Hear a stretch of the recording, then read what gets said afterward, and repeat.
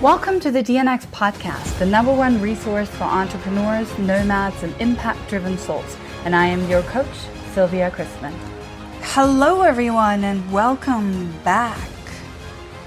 I'm still here in Brazil, and I just got back from a short little tour on the motorcycle that I took on this beautiful sunny day. I did it this morning before it got too hot because there wasn't any wind, and I wanted to get out and I wanted to see what else is out here and admire the scenery and whatever else I could find along the way. And as I was driving, I made many stops, and people would stop and check in and ask me questions. And it was just a really wonderful morning of exploration.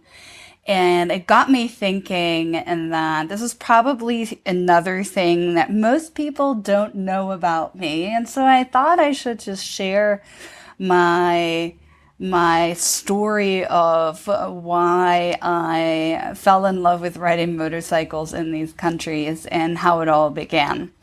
As you might imagine, I'm not somebody that enjoys being told that there's something I cannot do. And when you live in countries like Brazil or Central America, or at the time I was in India, having a scooter or a motorcycle is the way to get around. A lot of places, like here in Brazil, I have not seen a scooter. And it's also not designed like Bali for tourists to rent a scooter and run around. Mostly because this entire area here in the north of Brazil is not yet catering towards tourism at all. So it's really just a very local experience all around. And it's something that I particularly love and particularly favor, as it reminds me of my early days of travel in, 99, 2000, 2001. Because the world seemed a little bit more untouched compared to what it is now.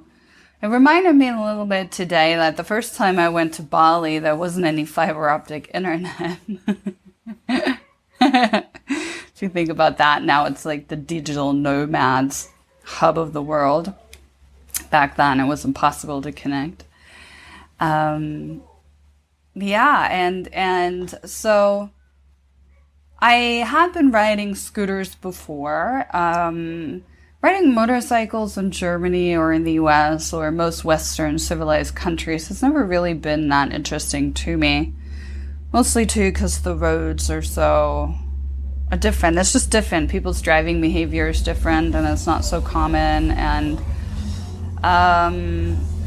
so it just wasn't something I really, set out to do. However, when I was on my journey in 2009, 2010, 2011, 12, can't quite remember how many years it lasted. I think it might be still going on.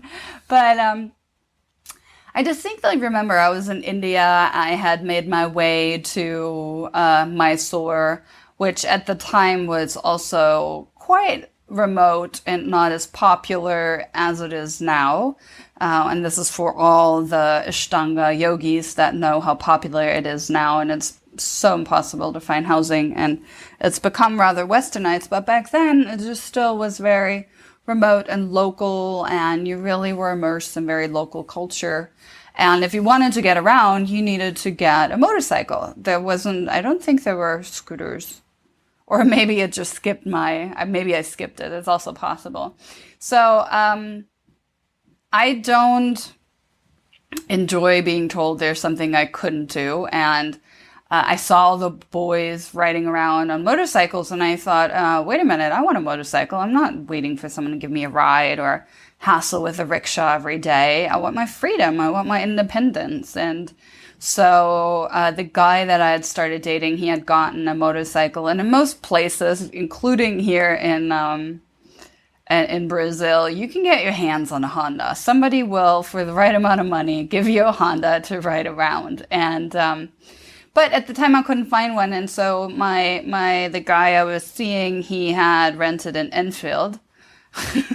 which, if you know what that is, it's a really large motorcycle, very common in India, and and also the the gear is on the other side. It's usually on the left, and on the infield, it's on the right. And yeah, it's so large that if it tilted, I was not strong enough to actually pick it up by myself again. So, long story short, that did not stop me from wanting to learn how to ride the motorcycle. And he wasn't really into the idea of me riding his Enfield or riding motorcycles at all.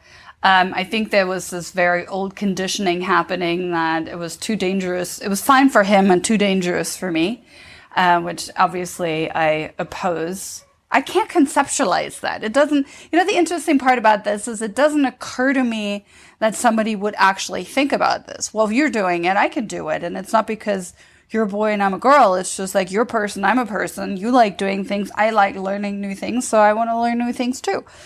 I believe he actually already rode motorcycles, so it wasn't a new thing. But for me, it would have been, and I wanted my freedom. I wanted to ride around. So he did not want to show me how to use it, and it took me a while to convince him to give me at least the basics. And even though he wasn't really in favor of me doing this, he also agreed to not oppose my attempts to steal his keys. And so whenever I got a chance, I would go to one of the side streets in Mysore, where there was just a field and usually cows and, a couple of locals running around doing things with the livestock and myself in the infield. And I would just go up and down and up and down. And occasionally I would have almost run-ins with the cows and not quite able to brake yet. And then the poor infield would take a little tumble. I would need two people to come and help me pick it back up. But over time, I got the hang of it. I got the hang of riding the Enfield. And then I needed to go and find my own ride because my partner at the time wasn't really keen on me taking his all the time and him losing his freedom. I think that was the biggest problem. As soon as I learned how to ride it, I was on the go. There was nothing holding me back. And the result was that he would get stuck at home, not knowing where the hell the motorcycle was. And I was just running errands, exploring the neighborhood, going up to Chamundi Hill. That became my favorite journey. I would take the motorcycle, I'd go up to Chamundi Hill, and I would take I think there are 108 steps. I should look this up. I believe Chamundi Hill has 108 steps to go up to the temple, past Shiva's bowl, and then you can walk back down, and you would take the motorcycle back, riding across the fields and town and all kinds of randomness you get to see on the journey back to the village where I had my apartment. And there too, I had a 2-bedroom apartment with lots of visitors. And I remember my beautiful friend Kara coming by, who is one of the few women I've ever traveled with who is equally inclined to jump on the next adventure that offers itself. So needless to say, as soon as she realized that I had got my hands on a motorcycle and learned how to drive it, she was all about it. So therefore, we took the Enfield and we went back into the fields, and Carl learned how to drive the motorcycle back and forth, running with the cows.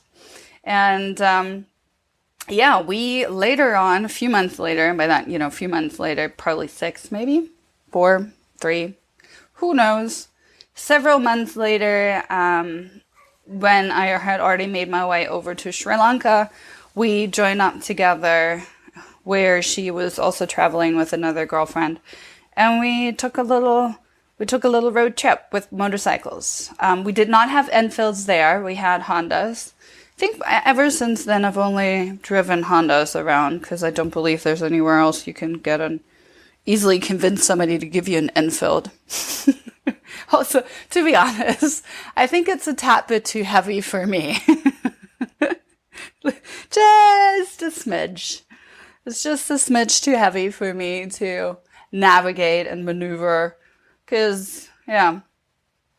I mean, especially in India. Can you imagine? Because anytime you ride around in India, you're sharing the road with cows and chickens and pigs, and you're technically driving on the left side, but realistically, everything is going in all directions at all times. And, you want to be a tad bit nimble, and, navigating that infield was at times a little bit of a challenge, because you'd have to abruptly brake, and you'd need to be able to really put both legs on the ground and hold that thing and stand and let whatever livestock, or usually livestock, was making its passing, or cows. You always have to stop for the holy cows. Naturally, the holy cows, you have to make room for them.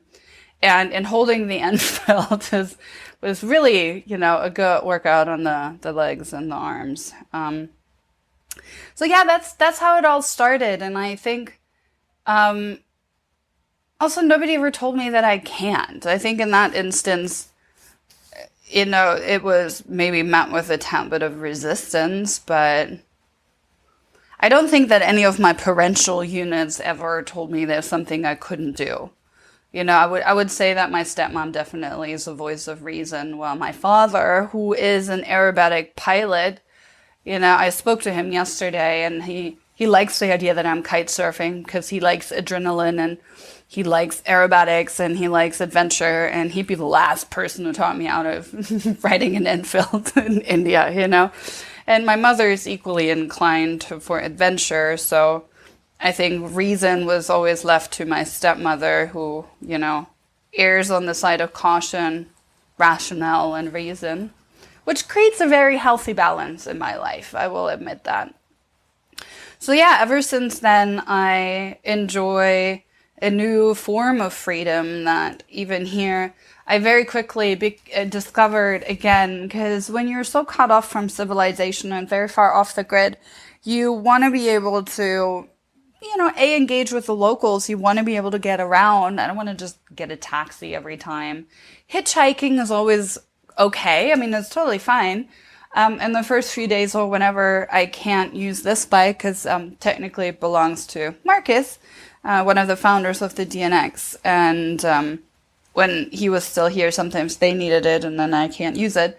And then I would just go out onto the main road and hitch a ride with somebody into town, or up to the village where the other kite surfers are, or wherever else I feel like going. And I know to some that might sound really dangerous, because the concept of hitchhiking in a Western world is so different. I believe that here in countries like this, it's just a mode of transportation. When you're in town and somebody drops you off and you need to get back, you can take a moto taxi back. That's an actual thing because you pay them. But if you have no opportunity to do that, you can just stand on the side of the road and somebody will come and just give you a ride. That's just the thing. It's just polite, like nobody would not stop. Even I was running low on gas, and so it's harder to. I stopped the engine, and it didn't idle. It actually went out, and it was rather difficult to get it back on. And people would just stop and just check in and chat with me, and they would never just pass by. So the idea of any of this being dangerous or exposing yourself to something dangerous feels really redundant, because it's just a way of life, and people are so kind and so helpful and so considerate that it doesn't. Speaking of motorcycles, there's one coming by right now. That it just seems normal. It just feels normal to me. I don't think I'm like, oh, I hitchhike. When I told somebody a few months ago, I think it was over the summer, I was in Eden with the summit crew, and I spoke to somebody who was from Colombia, South America, and I was like, oh, I was there. I was hitchhiking. It was just so nice. And she's like, oh, that's so dangerous. I'm like, is it? Wasn't my experience. It was really fun, and people were so nice to me. And, it wasn't, it's just, if you need to get somewhere, you just wait for someone to give you a ride, and people give you a ride, because in my experience, strangers are mostly kind. And it also depends a little bit. Actually, they're always kind, honestly. I've had the most incredible experiences because I'm not buying into these fearful assumptions, and I rather, in its place, pay attention to what is the normal way of life around here, what is customary, how do people interact with each other, and what's possible within that construct. That also means that I take certain liberties, and I also understand that there are places in the world where I wouldn't hitchhike. For example, in my experience so far from traveling all over the world, the most dangerous place I've ever been to is the United States of America. And I say that because, ironically, people from that country are the most fearful of the world and the dangers they can have in the world. And at the same time, as somebody who has traveled a lot of the world and seen a lot, the only times I've been in situations that were a little iffy were in the United States of America. And there are a lot of things I wouldn't do there because of its, maybe psychodemographic. It just feels, because of, I don't know what it is, but I would not hitchhike in America. I would hitchhike in Brazil any day. Like, what's the big deal? I'm just like getting a ride into town. And people are just nice. When I was living in Tulum last year, sometimes you can't get a taxi and you have to go to the main road. And even the police officers that like ride around and police, they would just like happily give you a quick lift to the main road because it's normal. It's not a big deal. It's just polite. It's not like, oh my God, you're hitchhiking. It's just polite to give someone a lift. But again, it all depends on sort of the socioeconomic construct and also people's expectation and psychological profile, which brings me back to not hitchhiking in the United States of America. In Germany, I know for those of you who are listening, we're all familiar with Mitfahrzentrale, which was like the rideshare thing for students. And I did Mitfahrzentrale. We took people with us when we traveled and drove through Mitfahrzentrale because that's how you just bring in interesting people to share rides. And then I believe now it's called BlaBlaCar. It's like a mobile app now where you just, post that you have an extra seat in the car. And to me, it's always been normalized. And I know that obviously through the influences of my mother, such idea of shared economics have always been deeply ingrained in my psyche and translated into my choices in life and greatly led to my sense of freedom and my perceived limitations or lack thereof. Because on days like today, I woke up, there's no wind, so I'm not going to kite, so I took the bike out, ran a couple of errands in town, and then decided to take the long way back to just explore what else is in this area. Because it's a lovely day out and it wasn't too sunny or hot yet, so I was able to do it. And, I dropped off my friend who lives next door up in the villages, and, most girls don't ride motorcycles, so it's not that I wouldn't take somebody else with me, it's just there are not that many of me around, statistically speaking. So sometimes I get these questions if I always do it on my own. And then the answer is a lot of times I do, because it's not interesting for me to wait for somebody, especially a girlfriend, to come along to, go on an adventure or learn something new. And I think a lot of girls are not interested in this. And so I don't really have time to wait for that. And I definitely don't need to wait for a man I'm dating to do something, because that could take forever. I mean, I've been single most of my life, so that would basically never lead me anywhere if I were to wait for that. So yeah, I just look for my friends, and sometimes I have friends that are doing it and sometimes I don't. And sometimes I just do what I want to do. And the cool thing around that is, if you start a new hobby like kite surfing, or you pick up a motorcycle, you'll find new people that you can hang out with. You'll find them along the way. So you don't always have to bring your crew and your people with you. You can also set out, start something new, and meet new people along the way. I mean, I have met incredible people every time I started a new adventure. It also keeps life a little bit more interesting if you're not just always sticking with your one specific crew. And, to be fair, I've always been an outsider, so that's never really been my thing anyway. All right, we're already at time. That was, I hope, an interesting story of why I like riding motorcycles and what that experience means to me. So lots of love, stay inspired, and I'll talk to you in the next episode.